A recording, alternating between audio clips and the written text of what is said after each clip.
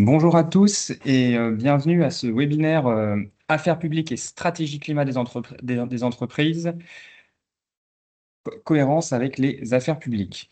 Construire la cohérence avec les affaires publiques.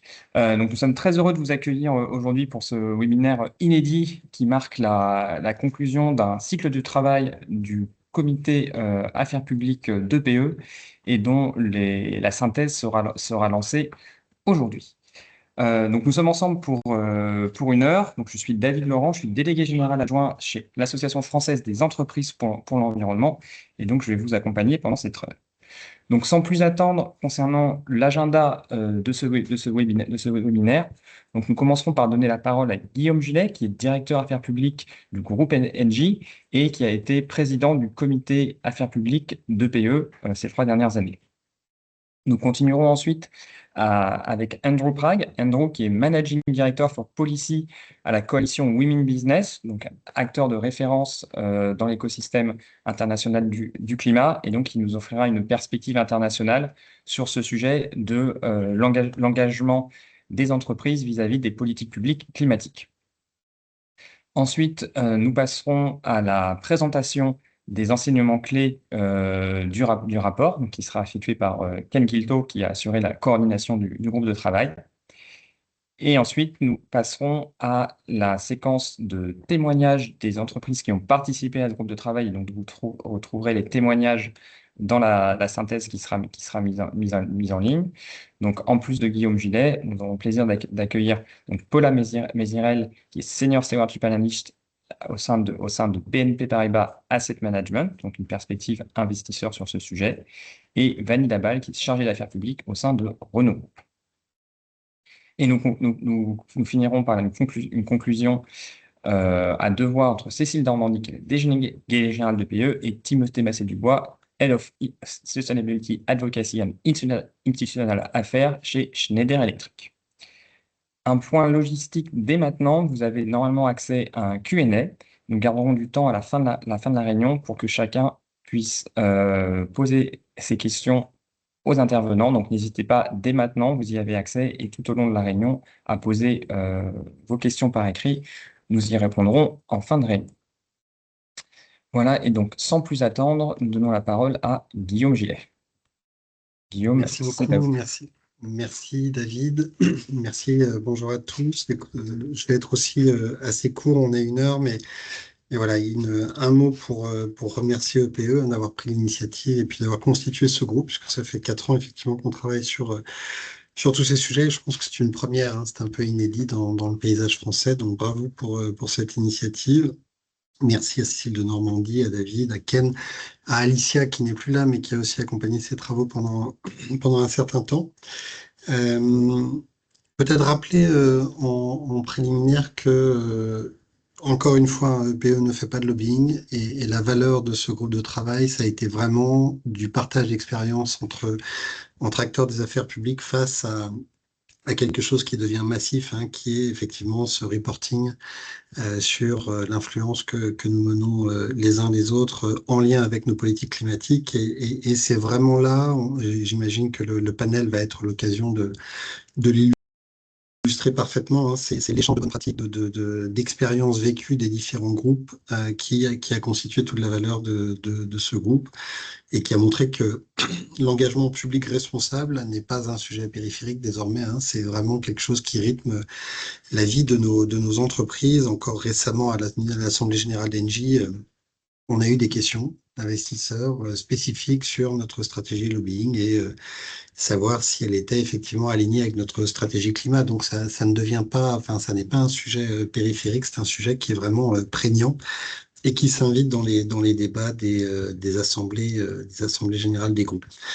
L'autre valeur, en tout cas celle que j'ai perçue moi au sein de ce groupe, c'est que on a aussi une diversité des situations qui est extrêmement intéressante, hein, avec des degrés de maturité différents du point de vue de ce reporting, avec des tailles de groupes différentes, avec une empreinte internationale, européenne, nationale qui peut être différente, et des secteurs qui sont très différents, hein. Donc pour Engie, acteur de l'énergie, évidemment, le lien avec le climat paraît encore plus direct, évident, mais c'était aussi intéressant d'écouter les entreprises de différents secteurs, et c'est ce qu'on va aussi constater lors du tour de table. Donc voilà, cette approche un peu éclectique était encore plus enrichissante de ce point de vue-là.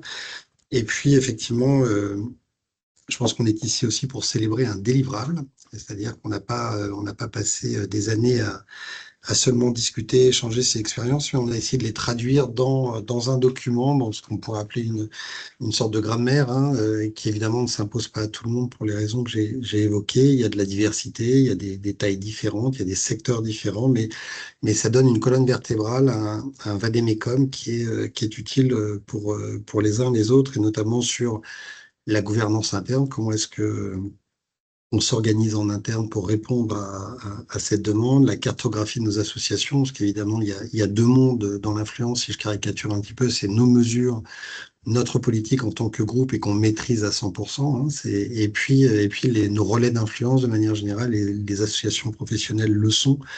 Et on sait, pour en avoir discuté, que c'est un autre challenge, hein. Une association, ça n'est pas nous seuls qui définissons une position, mais c'est évidemment avec nos pairs.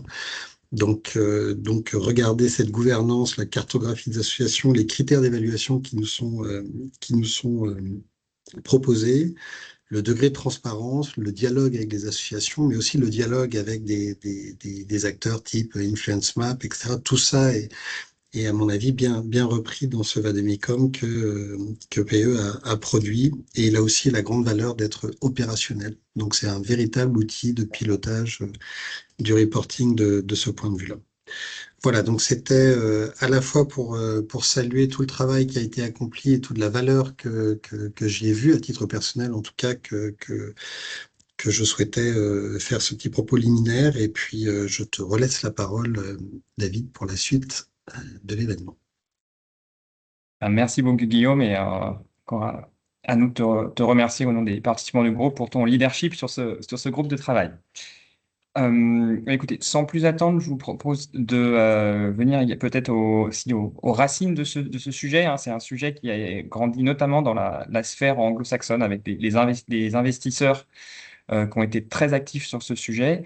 Et c'est pour ça voilà, nous sommes très heureux d'accueillir Andrew, qui va pouvoir nous voilà, donner cet éclairage international sur d'où vient le sujet et aujourd'hui quelles sont les tendances et ce qui se passe voilà, en dehors de la France, puisque voilà, les grandes entreprises françaises sont également très actives à l'international. Donc ça me paraissait intéressant d'avoir cette vision. Andrew. Bonjour, merci beaucoup David et merci pour l'invitation. Je suis ravi d'être là parmi vous. Je m'excuse d'avance pour les fautes de français. Je suis britannique de base, mais j'ai 15 ans en France et marié avec une Française, donc francophile, mais je parle français, mais jamais l'habitude d'utiliser le vocabulaire spécifique sur ces sujets qu'on parle qu'en anglais, donc je m'excuse d'avance. D'abord, deux mots, qui est le We Mean Business Coalition? Donc, nous, on est une coalition internationale de groupes d'entreprises travaillant sur le climat.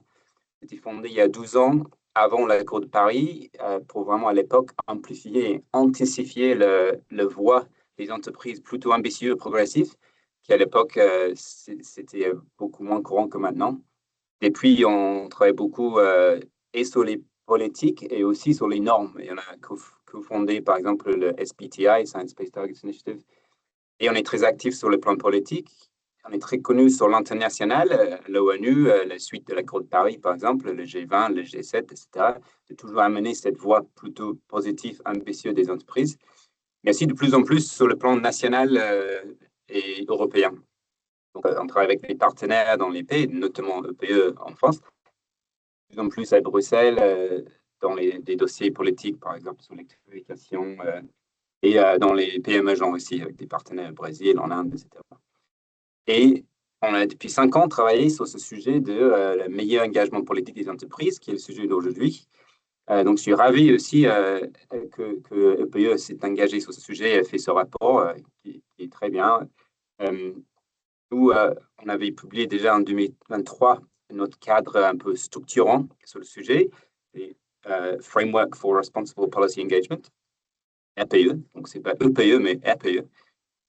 Et c'est un peu une bibliothèque de ressources numériques sur le sujet, une structure de comment approcher ce sujet en tant qu'entreprise qui veut faire les améliorations. Et depuis, on a ajouté des outils comme le canevas de reportage qui était cité d'ailleurs dans le rapport. Merci beaucoup. Mais par rapport à la question, enfin, le sujet a vachement augmenté sa visibilité sur le plan international depuis ces 5 ans. On a vu, par exemple, le groupe expert de haut niveau de l'ONU qui a mis parmi ses piliers cette importance d'améliorer l'engagement politique des entreprises. On a vu le CDE, où j'ai travaillé depuis longtemps d'ailleurs, le CDE, qui a mis à jour des lignes directives pour les multinationaux sur les sujets. Évidemment, on a vu de la vraie réglementation aussi, notamment en Europe, le CSRD, très connu, je pense, entre vous tous, avec son fameux G1.5, l'article qui demande meilleur rapportage sur la transparence de l'engagement politique. Et c'est intéressant, nous, on avait fait une analyse l'année dernière sur 21 des rapports des grandes entreprises sur comment ils ont approché le CSRD. Trouvé que la plupart, ils sont bien engagés avec cette demande sur le transparence d'engagement politique. Il y a beaucoup qui mettent quand même pas le dépense. Donc, ils disent oui, on est engagé là-dessus, mais dans la colonne dépenses, 0.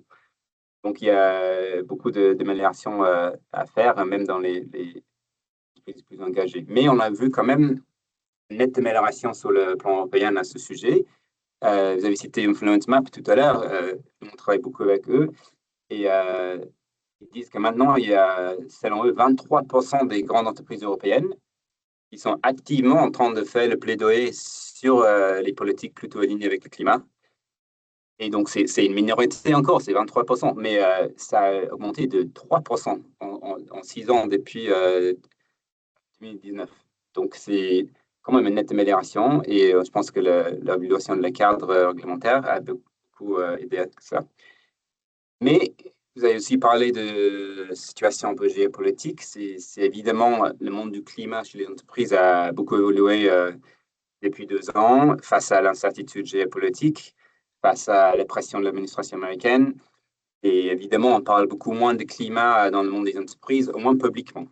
C'est le concept de greenwashing en anglais. Mais je pense que vous êtes tous des professionnels. Vous savez très bien que dans le grand plupart des entreprises, le travail pour livrer les plans de transition a continué très bien, mais moins dans la scène publique. Et ce qui est important, c'est que la pression des acteurs, et bien les investisseurs que les ONG, que l'argumentation sur la transparence et les bonnes pratiques sur l'engagement politique n'a pas cessé de croître. D'ailleurs, peut-être encore plus avec tout ce qui se passe aux États-Unis et le changement un peu de ton sur les mondes corporate là-bas. La pression sur améliorer la transparence sur le politique d'engagement n'a pas cessé de croître. C'est un point important. Et en plus, par rapport à ce sujet de greenwashing, on commence qu'on va quand même tourner un peu, changer de cap là-dessus. Il y a 2 mois, on a organisé une lettre en défense du système de change de quota européenne, la EUETS. Et très vite, on a eu 150 entreprises, beaucoup parmi vous, je pense, qui sont mis là en disant oui, on veut être public pour dire qu'on défend cette politique qui est à la base de notre stratégie européenne, qui est à la base du pacte vert. Et ça, c'était très rassurant pour nous, que si le message est bien ciblé aux des causes liées à la stratégie de l'entreprise, les entreprises ils sont prêtes à mettre le nom dessous et on commence à avancer, laisser derrière nous ce concept de précaution, de greenwashing.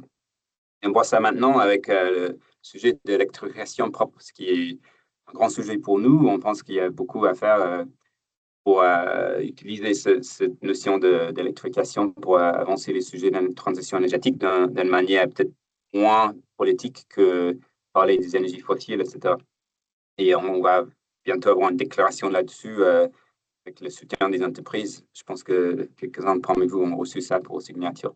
Mais juste pour conclure, avec 2 points peut-être sur le rapport, je félicite énormément EPE pour le rapport. C'est très bien. Il est très bien aligné avec notre structure, notre cadre structurant. Juste 2 points rapides. Je veux pas, je sais que Ken va en parler après, mais j'aime beaucoup l'insistance sur le fait qu'un meilleur engagement politique peut être un levier de création de valeur. et non seulement en gestion de risque, en gestion de pression d'investissement ou d'autres acteurs. Et nous, on a beaucoup insisté là-dessus sur notre structure. Évidemment, ça aide à créer des conditions de réglementation pour être leader dans le domaine des nouvelles énergies, des nouveaux secteurs en pleine croissance et qui augmentent la compétitivité. Mais dans l'entreprise, ça a aussi beaucoup de bénéfices pour une meilleure organisation interne, les démarches pour être mieux organisé, d'avoir plus d'impact sur le côté regulatory affairs dans l'entreprise. Donc, c'est le premier point. Deuxième point, j'aime aussi beaucoup l'insistance sur l'importance des associations professionnelles. Parce que pour nous, c'est vraiment la frontière qu'il faut aborder. 80% des dépenses des entreprises sur l'engagement public sont les frais des entreprises, des associations professionnelles. C'est énorme. Et en plus, nous estimons que 90% des plus grandes entreprises dans le monde sont membres d'une association qui a activement pris position contre le climat, contre les politiques climatiques, même si c'est complètement mésaligné avec l'objectif et les plans de transition des entreprises. 90%. Donc, nous, on travaille beaucoup là-dessus pour trouver des nouveaux moyens d'organiser les entreprises qui ont des memberships communs de certaines associations pour faire un levier de l'intérieur de l'association pour changer les politiques. Et je suis très content que vous avez mis le point là-dessus. Donc, avec ça, encore, merci beaucoup de m'avoir accueilli ici. Je suis ravi d'échanger avec vous et j'attends la conversation avec impatience. Merci beaucoup. Merci Andrew et merci beaucoup pour cette effectivement perspective sur ce qui se passe dans les autres pays et notamment quand les pressions sur la transparence ne font que croître. Effectivement, c'est un point à garder en tête. Et ta perspective sur le rapport est également aussi intéressante et donc ce qui nous fait une excellente transition vers Ken qui va maintenant nous présenter les enseignements clés du groupe de travail qui ont donc été synthétisés dans ce rapport. Ken.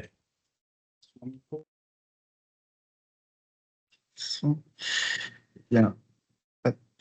Bonjour à tous, bonjour à toutes et à tous. Donc, rapidement, pour ceux qui ne connaîtraient pas et qui auraient reçu l'invitation pour ce webinaire, donc EPE, on est un réseau d'une soixantaine de grandes entreprises, essentiellement basées en France. Vous voyez nos membres s'afficher à l'écran, qui visent à travailler dans le sens de la transition écologique en identifiant, en anticipant les enjeux émergents de la transition écologique.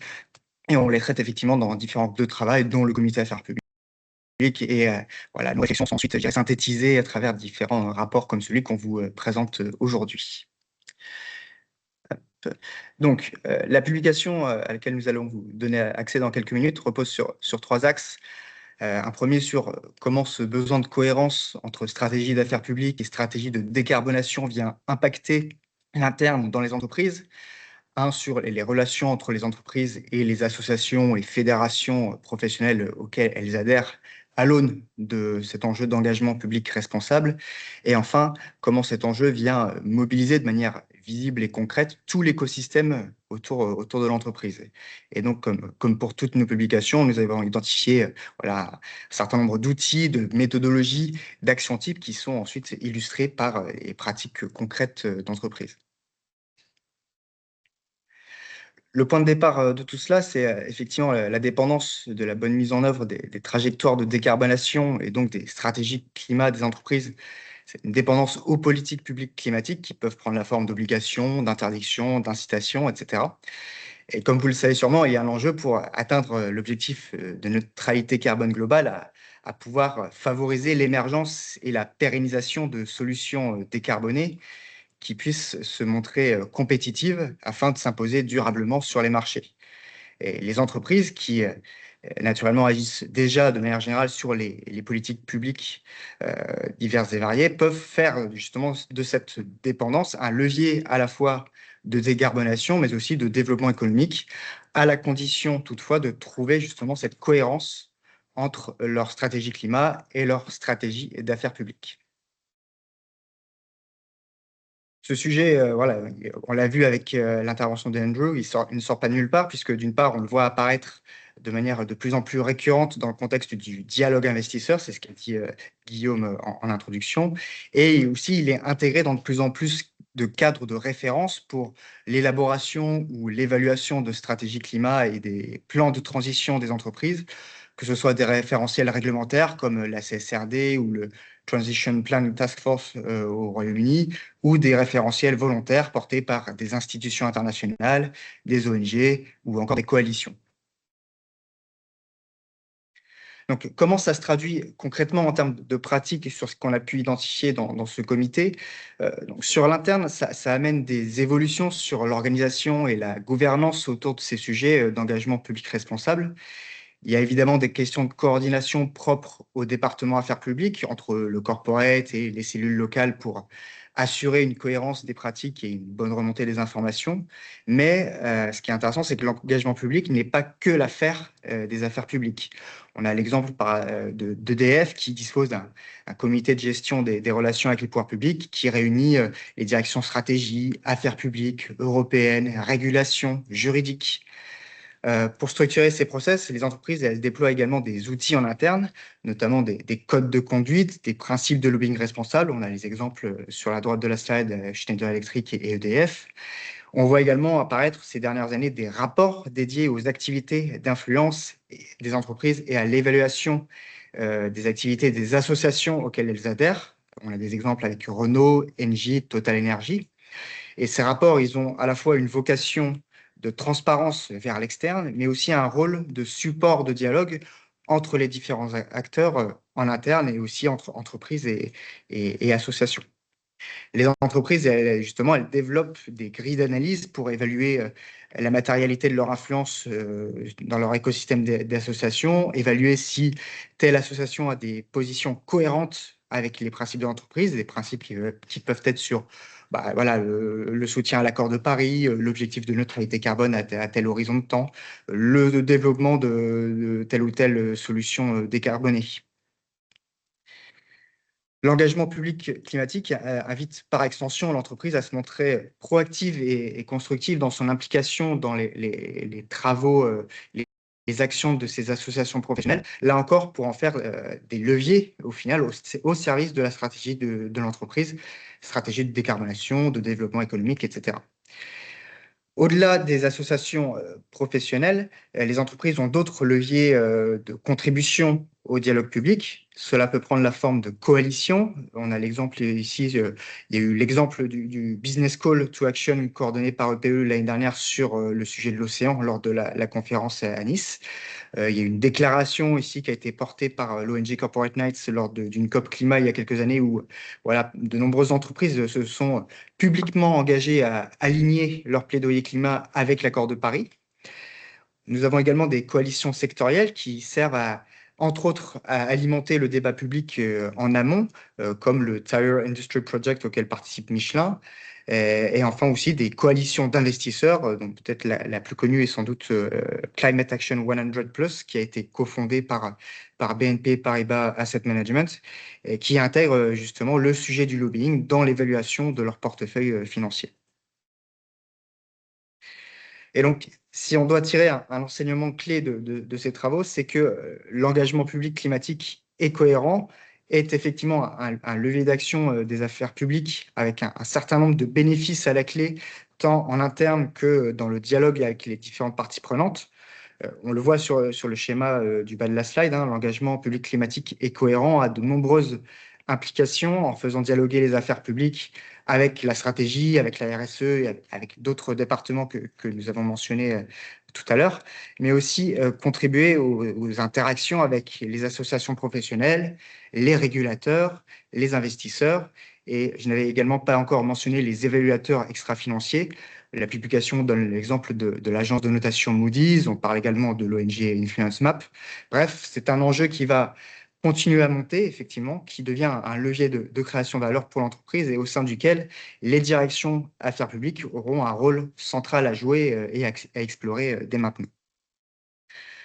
Donc voilà, on vous mettra le lien vers notre site internet, mais voilà, la publication est accessible en ligne sur notre site et nous allons mettre le lien dans le chat et nous lancerons également une version anglaise le mois prochain, normalement. Voilà.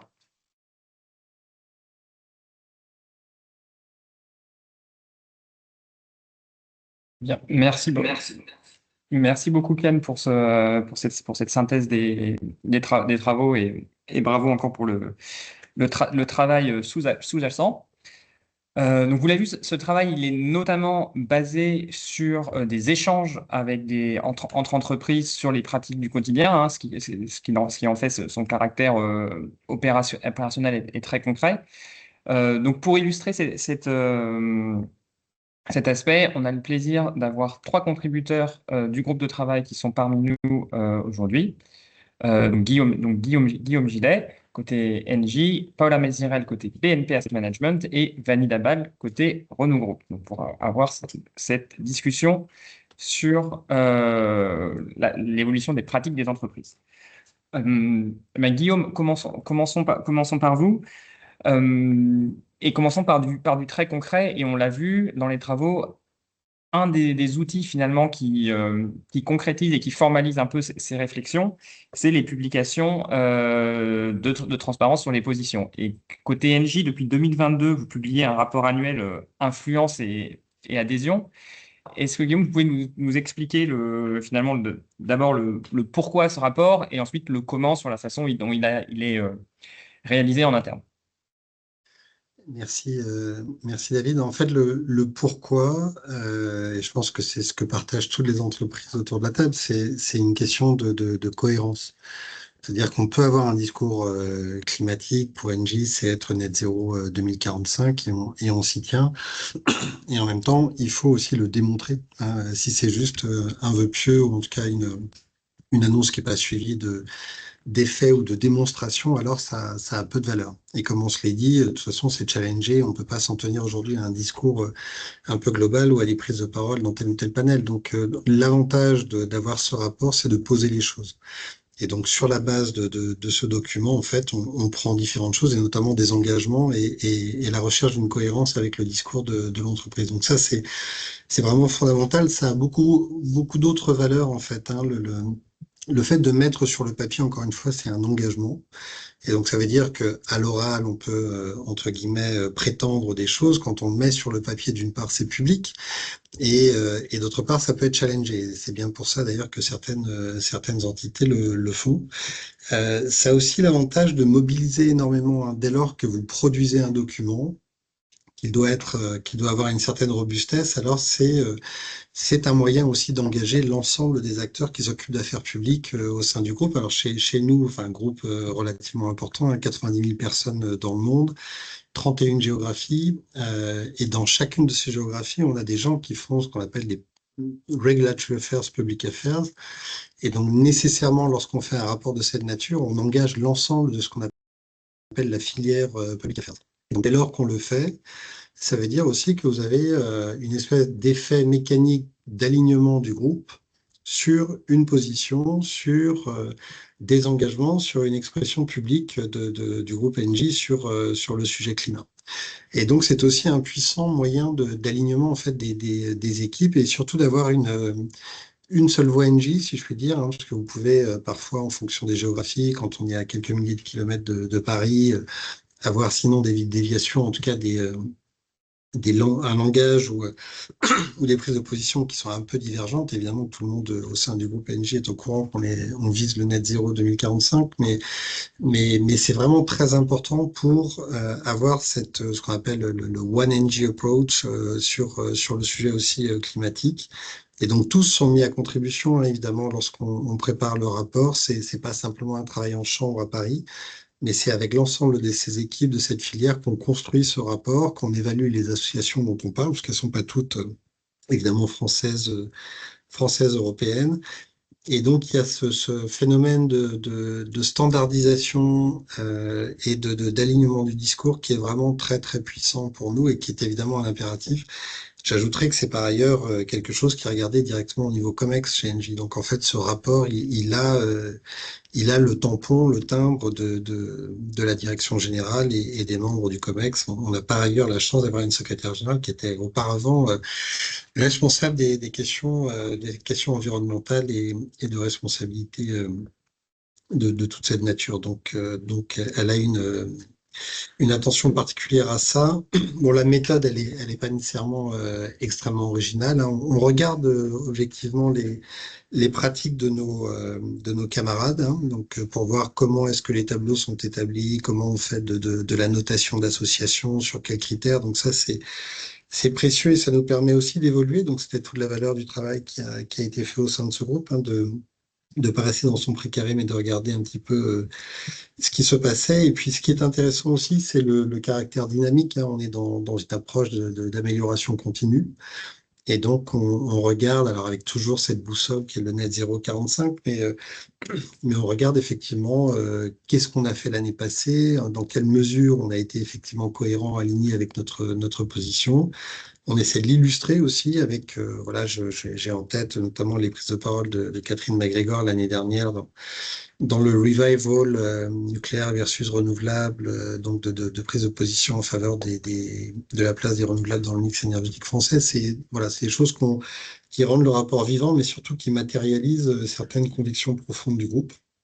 Et puis, si je peux me permettre, parce que je crois qu'Andrew l'a évoqué, en creux, ça montre votre courage et le maintien de vos ambitions, parce qu'on a effectivement ici et là sinon du backlash, en tout cas de la relâche, parfois en termes d'ambition, qui sont parfois objectivement motivés, hein. Peut-être que parfois on a poussé le curseur trop loin en termes de target, etc. Mais ça, c'est un autre débat.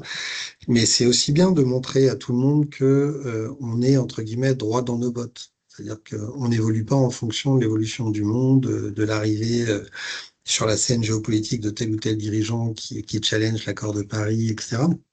Ça montre aussi qu'il y a une colonne vertébrale pour un groupe et ce rapport, il en est l'illustration complète.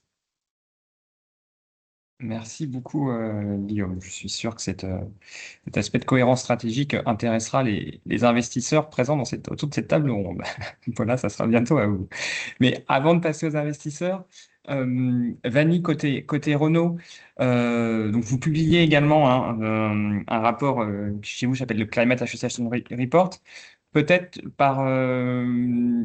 pour construire ce qu'a dit Guillaume, effectivement, d'avoir votre propre perspective sur la façon dont vous construisez ce rapport, et notamment, on sait que vous avez sur le lien avec la construction des critères, comment est-ce qu'on interagit avec les équipes locales, les associations? Merci, bonjour à tous. Merci David de cette invitation à ce séminaire.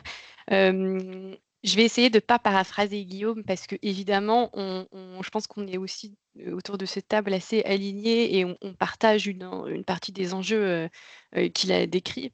Mais en ce qui concerne le groupe Renault, ça ne vous aura pas échappé qu'on est quand même une industrie assez spécifique qui est au cœur aussi de la transition, qui est très réglementée.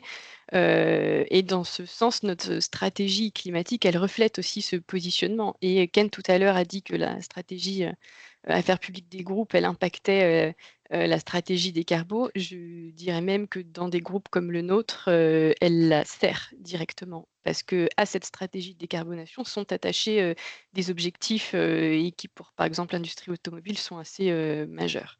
Et je pense que côté Renault, on est aussi très engagé à contribuer à la neutralité carbone à horizon 2050. On est évidemment très engagé à réaliser cette transition vers la mobilité durable.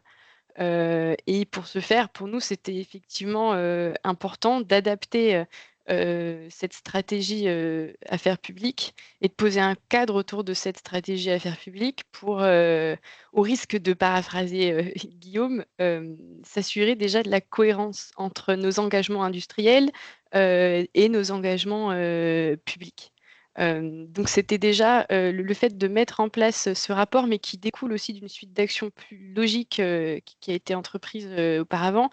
C'est déjà un outil assez important qui nous permet aussi de montrer cette cohérence, qu'on est droit dans nos bottes auprès de nos investisseurs, auprès de nos parties prenantes publiques. Nous avons aussi l'État actionnaire au bord de Renault, donc notre positionnement est quand même assez, encore une fois, spécifique.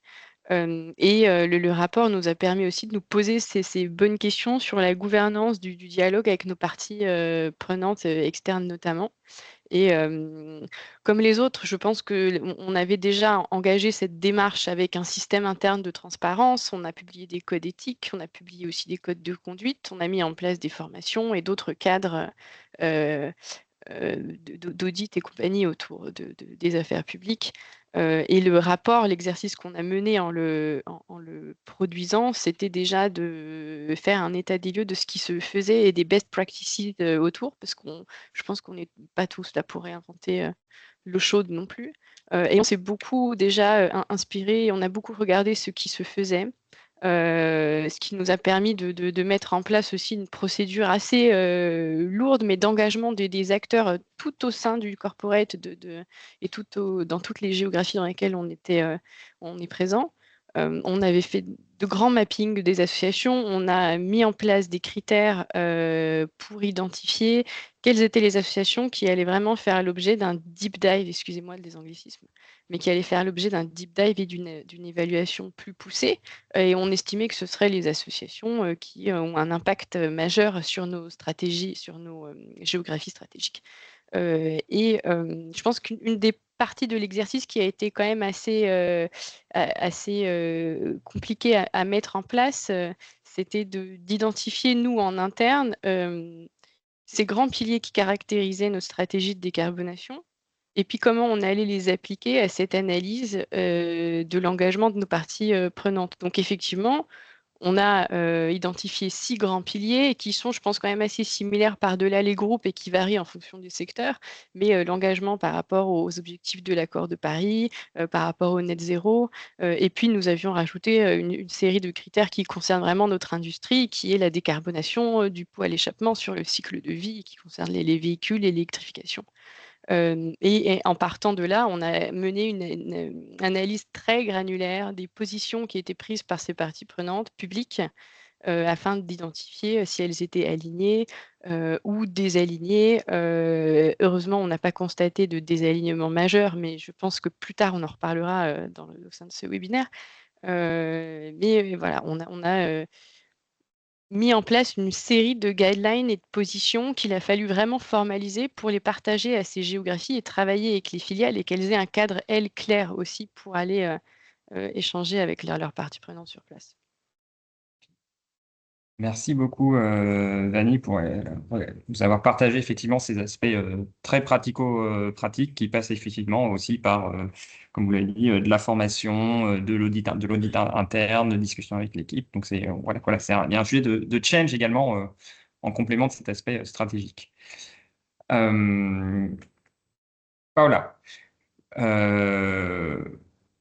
en tant qu'investisseur, on voit que votre perspective va être différente. Vous n'avez pas les mêmes enjeux, on va dire, manufacturiers et de marché que Engie et Renault. Donc, du coup, est-ce que vous pouvez nous dire pourquoi finalement c'est un sujet matériel pour vous? Parce que vous avez été très, très tôt actif sur ce sujet. Et voilà, et donc pourquoi et comment ensuite ça s'est traduit dans vos façons de mettre en place effectivement des outils sur vos portefeuilles d'investissement? Bonjour à toutes et à tous et merci d'avoir inclus la voix des investisseurs dans cette publication.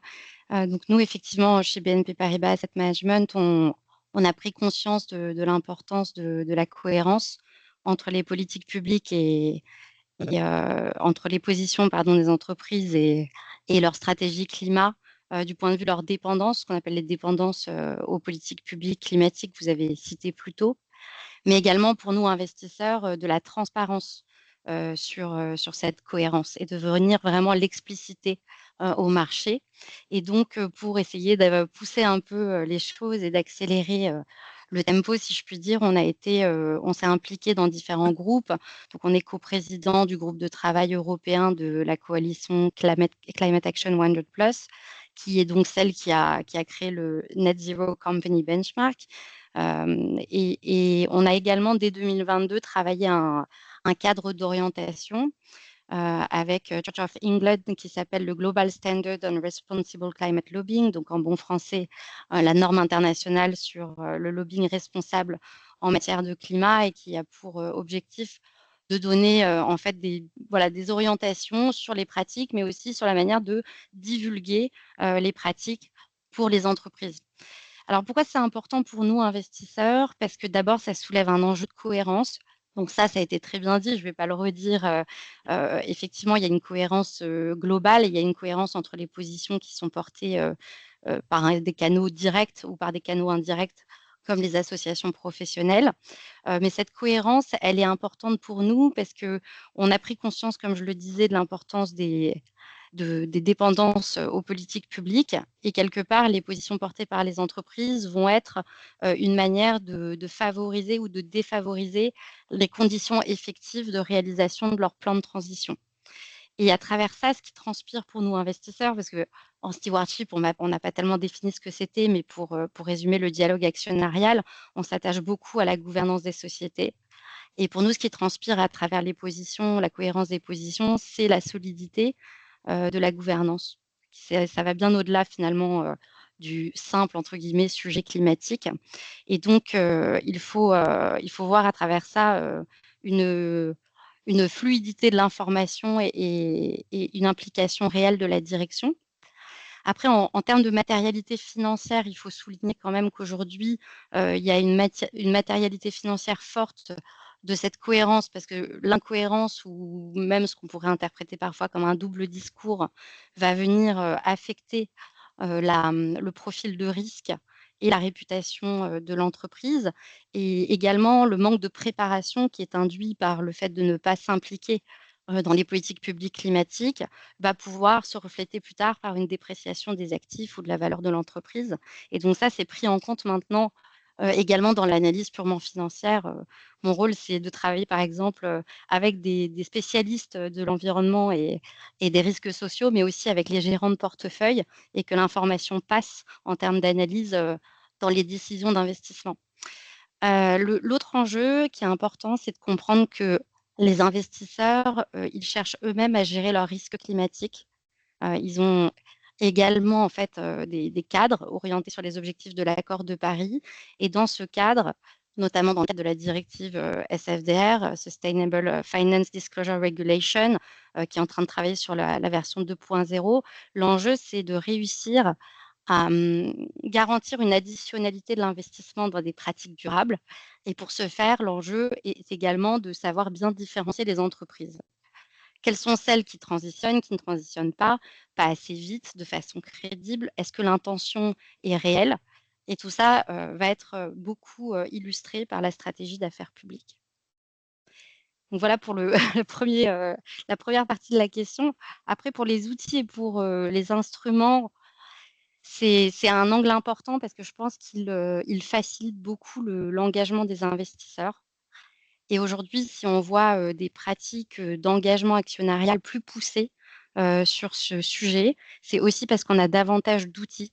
Alors, il y a eu la loi Sapin au niveau européen, il y a eu les registres de transparence, il y a eu CSRD, ça a été dit, avec SRS, il y a énormément de cadres qui ont été cités par Ken plus tôt. Pour donner un ordre d'idée, The Good Lobby Tracker, qui est une plateforme qui recense un peu ces initiatives, ce n'est pas exhaustif, mais recensé déjà 12 agences de notation, 4 standards de reporting réglementaires, 11 initiatives indépendantes, sans même prendre en compte Influence Map. Donc ça montre quand même le volume. Et outre ces cadres, les investisseurs développent aussi leur propre benchmark. Donc tout à l'heure, la coalition Climate Action 100 Plus a été citée. Effectivement, c'est une coalition qui est très active, qui se concentre sur les entreprises les plus émettrices, mais qui a vocation potentiellement dans l'avenir à s'étendre en termes de couverture. Et donc, dans ce cadre-là, nous, pour donner un peu un ordre d'idée, on a déjà dialogué avec 40 entreprises depuis 2022, spécifiquement sur le sujet du lobbying climatique. Et la dernière tendance que je voulais mettre en avant aujourd'hui, c'est qu'on observe et dont on bénéficie aussi pour notre analyse en tant qu'investisseur, c'est le décloisonnement progressif du sujet du lobbying climatique à des sujets de lobbying responsable qui vont au-delà de l'éthique des affaires, mais vraiment sur les sujets environnementaux et sociaux, à l'intersection du climat et du social. Et cela va de pair avec un nombre croissant d'entreprises qui sont évaluées. Typiquement, il y a la World Benchmarking Alliance qui a intégré un indicateur spécifique sur le lobbying social, notamment au titre de la CS3D au niveau européen. Et ce benchmark couvre 2000 entreprises. Donc, je pense que ça montre bien l'ampleur et la visibilité que le sujet prend aujourd'hui. Merci beaucoup, Paula, notamment voilà, pour recontextualiser cette analyse sous l'angle de la solidité de la gouvernance et du profil de risque. Effectivement, on voit que c'est des choses très concrètes. Alors, avant d'aller à la partie Q&A, peut-être une dernière question courte pour chacun d'entre vous sur ce que vous avez retiré de ce travail et voilà, que ce soit en interne, en externe, et peut-être même un conseil que vous voudriez donner à des entreprises qui voudraient se lancer dans cette démarche. Voilà, peut-être une, en une réponse courte pour chacun d'entre vous, peut-être Guillaume pour ceux qui suivent Je me disais que j'allais être galant et qu'on allait inverser le processus parce que sinon je dis des tas de choses et je pique des éléments. Donc peut-être recommencer par Paula et Vanny d'abord. Fanny. Merci.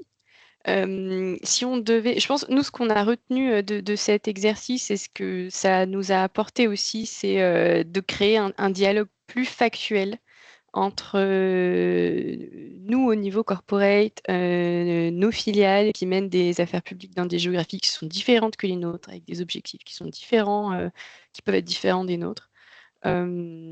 Et puis avec nos parties prenantes aussi dans ces géographies.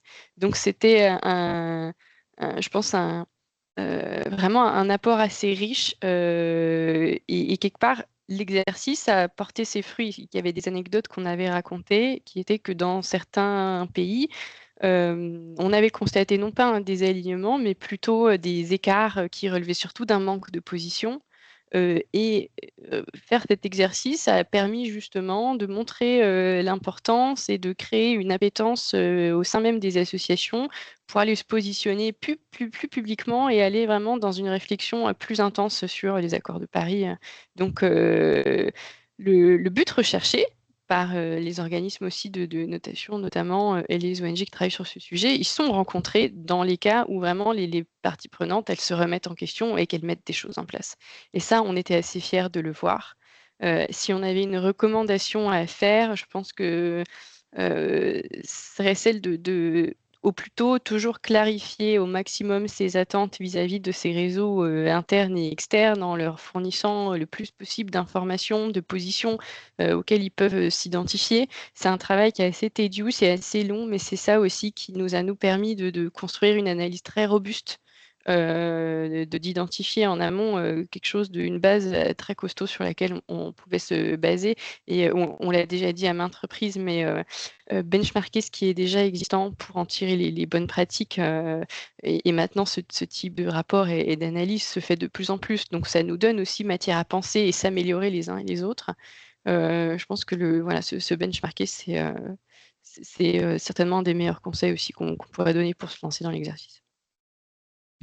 Merci Vanny, et notamment sur ce point, effectivement, comment voilà, on a un dialogue constructif avec les associations professionnelles qui sont, voilà, EPE, nous sommes bien placés pour savoir, voilà, nous sommes member-driven, effectivement, c'est ce que nous disent nos membres qui nous orientent et qui définissent les orientations de travail. Donc, effectivement, c'est essentiel de communiquer et d'avoir un dialogue en continu avec les associations pro.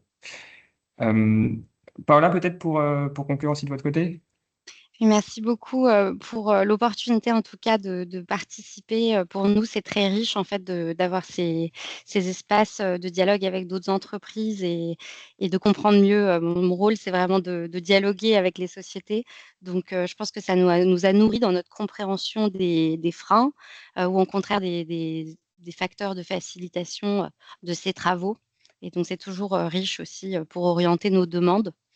Et donc les conseils que je donnerais à quelqu'un qui débute, déjà, c'est de ne pas être intimidé, parce qu'au contraire, nous, en tant qu'investisseurs, on valorise aussi les premiers pas et on n'hésite pas à les valoriser publiquement. Ça fait partie aussi de notre approche de stewardship. donner de la nuance, ne pas hésiter dans les publications, dans la transparence, à assumer parfois des désaccords, mais expliquer pourquoi ces désaccords ne remettent pas forcément en compte l'objectif d'une réglementation durable, mais portent sur des modalités d'application et ne sont pas interprétés de façon binaire. Et je pense que ça, c'est vraiment les spécialistes qui seront en mesure d'apporter ça, mais ils n'assument pas, n'ont pas toujours voilà, l'aisance de le faire ou n'ont pas forcément voilà, l'aval de la direction. Donc, montrer que c'est valorisé. Et le dernier conseil, ce serait ancrer les bonnes pratiques une fois qu'elles sont là, dans la culture interne, en consolidant vos réseaux, en consolidant notamment les liens métiers, groupes et les différents pays avec le groupe, et également dans le temps. Parce que pour les investisseurs, ce qui compte, c'est aussi la stabilité des engagements. Et par exemple, une bonne pratique, on le sait, de faire une publication, c'est extrêmement contraignant, ça prend du temps, des ressources, et c'est parfois difficile à reproduire. Mais cette continuité est très importante et elle envoie elle-même un signal. Donc voilà. Super, merci beaucoup. Et Guillaume? J'ai bien fait de préconiser un autre sens de la prise de parole, puisque je soutiens totalement ce qu'ont pu dire Vanny et Paola. Peut-être deux choses. Un, effectivement, ne pas avoir peur de se lancer. En réalité, hein, il ne faut pas essayer d'avoir un cadre parfait, soigné, policé à tous les étages. Je pense qu'il faut commencer par avoir une pièce à casser, comme on dit en Belgique, et ensuite, on va sophistiquer l'outil, l'améliorer, parce que la partie amélioration continue, et on l'a déjà souligné, mais elle est fondamentale. Et je voudrais juste rebondir pour finir sur ce que disait Paola, enfin, sur le sens de la nuance ou la capacité à avoir des désaccords. Enfin, moi, j'ai des débats assez fréquents tous les ans, même avec les gens dans mes équipes qui produisent ce rapport et qui me disent, qui sont parfois tentés d'améliorer la note, Influence Map, hein, ou ce genre de choses, en disant, mais si on sort de telle ou telle association, etc., on va grimper à C-, B+, que sais-je. Et je pense qu'il y a vraiment un sujet d'assumer ces valeurs. Lorsqu'on a des positions, il faut les défendre. On peut ne pas être d'accord avec les gens qui nous notent, mais c'est d'abord ça quand même le principe, c'est l'entreprise qui assume ses positions, alignées évidemment avec les objectifs climatiques, mais donc il ne faut pas avoir peur de rentrer dans le débat, je pense, et d'expliquer pourquoi on est toujours dans telle association. On a eu longuement ce débat au sein du groupe, hein, est-ce que c'est mieux de quitter une association partiellement désalignée et qui va structurellement le rester, ou est-ce que c'est mieux d'être en interne, de rester une force d'influence au sein de l'association pour la faire évoluer au fil du temps? Voilà, c'est des choses, assumer ses positions et être dans le dialogue sans chercher le syndrome bon élève d'avoir la meilleure note possible pour plaire à tout le monde. Parce que sinon, à la fin, c'est fake, hein, c'est-à-dire que faut chercher à mentir pour obtenir la bonne classification. Excellent, merci Guillaume. Alors, je jette un coup d'œil aux questions qui ont été posées. Alors, je vais me permettre de les flécher puisque ça fait référence à des points que vous avez mentionnés. Peut-être pour Vanille, on avait une question sur l'élargissement des sujets au-delà du climat. Donc, vous avez mentionné pardon, c'est Paola. Vous avez mentionné tout à l'heure l'élargissement au niveau des enjeux sociaux. Quitte des autres sujets environnementaux, biodiversité, eau, circularité, est-ce que c'est quelque chose que vous voyez émerger ou pas? Et ensuite, on avait d'autres questions qui ont le trait sujet des exigences réglementaires et notamment l'articulation avec la réponse aux exigences de la CSRD et par rapport au rapport, que ce soit le rapport, le Climate Association Report ou le rapport annuel influence et adhésion côté NJ. Voilà, peut-être pour commencer sur ce. Oui, alors je vais être tout à fait franche, hein, je ne le vois pas émerger aussi clairement que sur les sujets sociaux. J'ai peut-être raté voilà, des publications, mais j'ai nettement vu les sujets de diligence raisonnable, notamment sur les droits humains, émerger comme un sujet de surveillance, on va dire, hein, des positions publiques. Après, CS3D, c'est vrai que ça couvre pas uniquement les risques sociaux, ça couvre aussi les risques environnementaux.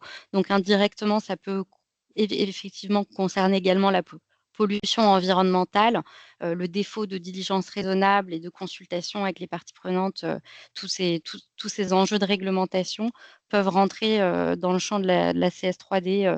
Donc, c'est pas complètement fermé. Il y a Social Lobby Map, qui est un acteur que j'ai pas cité, qui est en train de développer aussi une notation sur les sujets sociaux. Et les sujets sociaux sont souvent à l'intersection de plusieurs sujets environnementaux. Mais voilà, dire que j'ai pas noté pour l'instant d'analyse de lobbying, par exemple, anti-biodiversité, pour répondre très clairement à la question. Oui, bah, côté du groupe de travail, effectivement, on avait le même ressenti. Mais voilà, on sait effectivement qu'il y a une intrication de plus en plus forte entre les sujets. Et on voit souvent voilà, que les sujets, notamment biodiversité, bah, construisent ce qui a fait dans le domaine du climat. Et ça s'étend régulièrement. Alors, côté lien, réglementation, CSRD, Fanny, Guillaume.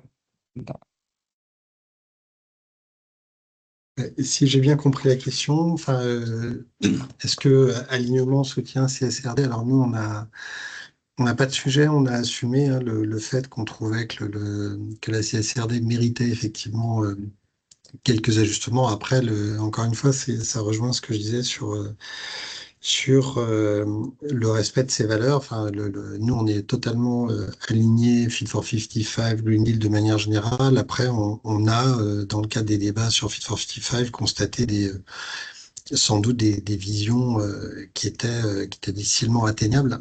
Et donc, voilà, des ajustements à la marge pour rendre les choses faisables, nous, ça nous paraît tout à fait défendable. En revanche, remettre en cause fondamentalement ces nouveaux fondamentaux, ça n'a pas de sens pour le coup. Mais clairement, alors c'est tout de la ligne de crête, hein, et là je déborde un petit peu du sujet, mais la ligne de crête, c'est de maintenir le cap et les ambitions Fit for 55 et puis décarbonation à terme, et en même temps se dire que des ajustements ici et là sont peut-être nécessaires. Alors très vite, ça peut être interprété comme ah, mais non, mais en fait, ils veulent démanteler tout le package législatif, etc. Ce qui n'est pas le cas. Et simplement, dans certains cas, il faut reconnaître que le curseur a été poussé un peu loin. Je prends juste un exemple, mais qui n'est même pas tout à fait sectoriel. C'est voilà, tous les targets de décarbonation du maritime, de l'aérien, en fait, ont été fixés sans aucune connexion avec la réalité industrielle qu'on était capable de mettre en face, c'est-à-dire juste produire du 8 kérosène. Aujourd'hui, il n'y a pas une usine, à ma connaissance, qui a vu le jour, et on a fixé des targets en 2030 pour ces acteurs. Donc, il faut trouver un moyen de coller à une forme de réalité, soit d'encourager le développement industriel accéléré, soit de donner un peu de flexibilité à ces acteurs, ce qui peuvent être de tout à fait bonne volonté, mais ne pas pouvoir se sourcer avec une seule molécule d'hydrogène. Et dans ces cas-là, ben, évidemment, c'est compliqué. J'ai été très très loin de la question, mais c'était le sens de ma réponse. Merci pour l'enquête. Je pense que je peux ajouter peut-être un petit bout sur ce lien entre les rapports type engagement association et CSRD, parce que c'était un sujet très prégnant lors de la rédaction de notre rapport au sein du groupe Renault. Je dirais pas qu'il y a une opposition, mais en fait les deux se complètent, parce que la CSRD, in fine, c'est quand même un exercice réglementaire qui se base sur des métriques quantifiables, mesurables. On est sur vraiment un tout autre type de métriques. Or, on a peu de chance dans ce type de rapport, encore une fois, qui est très réglementaire financier, d'aller recontextualiser les politiques publiques autour justement de ces métriques. Et c'est ce que les rapports d'association viennent compléter. Elles donnent le contexte, elles donnent un peu elles remettent en cohérence ces aspects qui sont moins mesurables, mais qui sont plus qualifiés plutôt que quantifiés, de comment on s'engage, comment cet engagement il est responsable. Et là, en fait, finalement, complète l'autre. Très clair. Bah, écoutez, merci beaucoup, à tous les trois. Et maintenant, pour la conclusion, je vais me tourner vers Timothée Massé-Dubois et et Cécile de Normandie pour le mot de conclusion et les prochaines étapes. Merci David. Merci David, merci à tous. Et merci pour voilà, la qualité de vos échanges et des témoignages. Je pense que dans cette publication qui est voilà, qui est tout à fait dans l'ADN de PE, c'est-à-dire qui résulte voilà, des travaux du comité pendant ces dernières années, d'échanges de bonnes pratiques entre les membres et d'échanges sur les différents enjeux que vous voyez émerger. Il y avait l'idée quand même de faire émerger l'engagement public responsable dans la sphère francophone. On l'a vu avec Andrew, c'est très présent dans le monde anglo-saxon finalement, dans notre sphère franco-française, pas tant. Donc voilà, c'était aussi un des objectifs de cette publication pour que vous tous, professionnels, vous puissiez vous saisir de ces questions-là pleinement, à la fois au sein des directions développement durable et aussi au sein des directions affaires publiques. Et on voit à quel point voilà, l'importance de faire des ponts, de parler parfois le même langage pour assurer cette cohérence et cette transparence sont importants.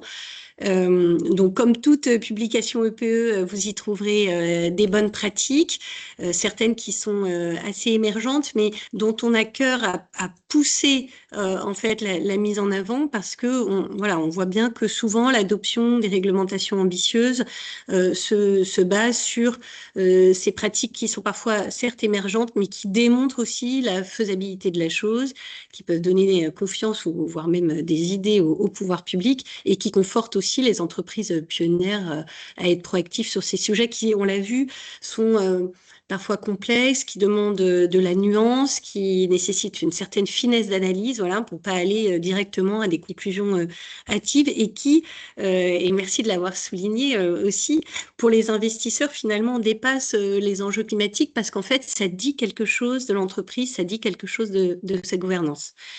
Donc, je remercie très vivement Angie et Guillaume en particulier pour cette présidence du comité Affaires publiques EPE pendant ces dernières années.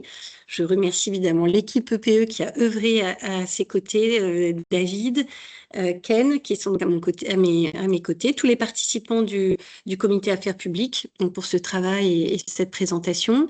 Et aujourd'hui, on se réjouit de voir la poursuite de ce comité Affaires publiques et la poursuite de ses travaux sous une nouvelle présidence qui sera portée par Schneider Electric, en la personne de Gilles Vermaux-Desroches et Timothée Dubois.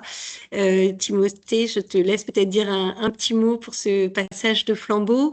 Et puis, on vous propose de découvrir la publi sur le site EPE et on aura l'occasion tout au long des prochains mois de continuer à évoquer ce sujet, à le partager dans d'autres instances, des colloques, etc. pour poursuivre les échanges avec vous tous. Timothée. Merci beaucoup Cécile et en effet je te rejoins. Un grand merci à Guillaume et à travers lui aussi à Angie pour la présidence de ce premier Timothée, on ne t'entend pas du coup. Pardon, c'est en minute. Non, c'était OK, je pense, Timothée. Enfin, moi, je t'entendais en tout cas. Mais... D'accord. Je reprends pour Cécile. Oui, en effet, un grand merci à Guillaume et à Angie aussi pour la présidence de ce premier cycle de 4 ans du comité Affaires publiques. Et bravo aussi aux équipes d'EPE pour ce très beau rapport qui, au-delà d'être instructif, est aussi très agréable à lire. Donc, bravo aussi à Ken et David pour la rédaction. En 2 mots, ce que je retiens un peu des échanges, c'est vraiment les trois mots qui sont la cohérence, le business et le long terme stabilité. C'est vraiment ce qui est clé dans le dialogue entre les affaires publiques et la RSE. Et nous, donc, en effet, on est ravis, on a l'honneur de prendre cette présidence pour ces 4 années à venir avec Gilles Vermaux-Desroches. Pour Schneider Electric, on pense que ce comité répond à un vrai besoin de dialogue entre les directions affaires publiques et les directions RSE. Et on a l'impression que quand ça fonctionne bien, les affaires publiques peuvent vraiment devenir un vrai levier pour la transition et un vrai levier business. Donc les 4 ans à venir, ils seront aussi définis avec vous, donc à vous de nous transmettre aussi des sujets. Nous, on pense que ce sera un endroit aussi informel où on peut discuter, échanger entre pairs de manière ouverte, hors des cadres sectoriels habituels. Et c'est vrai que c'est paradoxal, mais on a assez peu d'endroits comme ça où on peut discuter. Donc on va continuer là-dessus. On va peut-être aussi réfléchir un peu à la façon dont les directions affaires publiques et les directions RSE discutent. Qu'est-ce que les directions affaires publiques attendent des directions RSE et réciproquement. comment associer les équipes, comment échanger en interne, vraiment des questions de gouvernance, de dialogue interne, comment on fait mieux travailler toutes ces équipes ensemble pour faire circuler aussi les positions climat et continuer à construire de la cohérence. Voilà, donc, je suis à votre disposition. Envoyez-moi des mails si vous souhaitez mettre d'autres points à l'ordre du jour de ces 4 prochaines années. Et j'en profite aussi pour signaler que ces questions aussi seront au cœur d'une conférence qu'on va organiser avec Hermance Roussant de Danone au Salon des Affaires publiques le 3 juin prochain à 9 h. On parlera justement de cette très forte interconnexion entre développement durable et affaires publiques, et notamment avec le prisme des négociations internationales sur le climat. David sera présent pour EPE. Il y aura également l'ambassadeur climat Benoît Faraco et la conseillère ministérielle Hélène Champollion et la Chambre internationale de commerce. Je vous mets le lien si vous souhaitez dans le chat. On vous attend nombreux à ce salon et en tout cas, on est ravis et très honorés de prendre la présidence de ce beau comité. Merci Timothée, et il nous reste à vous souhaiter à tous une très bonne suite de journée. À bientôt. Merci beaucoup. Bonne journée. Merci à tous, au revoir. Merci, au revoir.